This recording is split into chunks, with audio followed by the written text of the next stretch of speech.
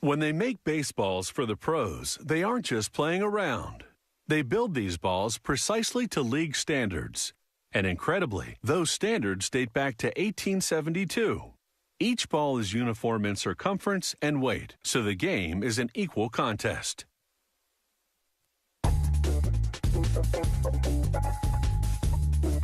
Crowds will go wild for these professional baseballs, and at the heart of each one is something called the pill. The pill is smaller than a golf ball. It's about 4 1/4 inches in circumference. Inside the pill's rubber casing is a sphere of cork. They pour latex adhesive over hundreds of pills loaded into a drum.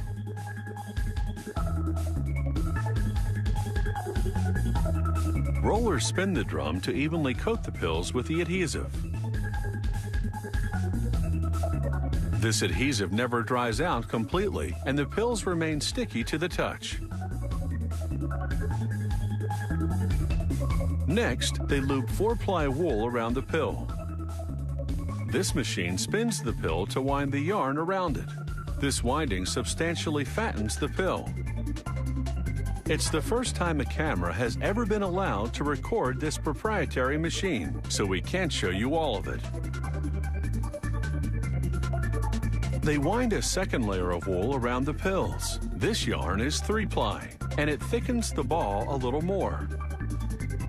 For a third winding, they use another 3-ply yarn, but it's a bit lighter.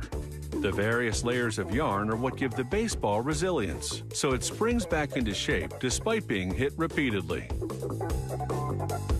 For the final winding, they use a much thinner polywool blend because its surface is smoother. This wound pill is called the center. They weigh it and measure its circumference, which should be about 9 inches. They add adhesive to a spinning drum, then load the centers into it. As the centers tumble, they absorb the glue and the wound fibers adhere to each other. The centers air dry for 48 hours but remain sticky. Using this hydraulic press, they punch out figure-8 shapes from leather, complete with holes around the periphery, allowing them to be stitched into baseball covers. But first, they stamp the date and lot number onto them.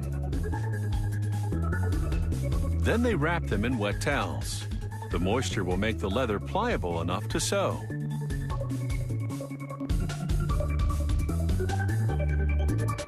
They roll the water-based adhesive onto one side of the cutouts, which sticks to the moist leather. They press 2 cutouts to the center sticky surface.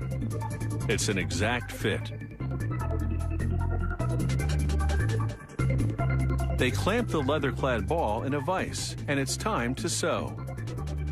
Working with 2 needles, the sewer pulls thread through the ball's center and up through the holes in the leather pieces to cross-stitch them together.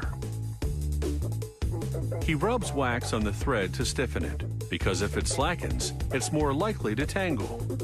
When it comes to cross-stitching, these workers are in a league of their own.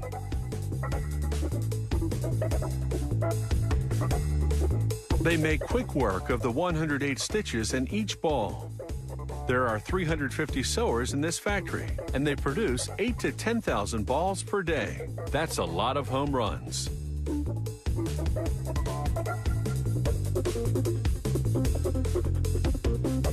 The final stitch goes through the center of the baseball and out the other side.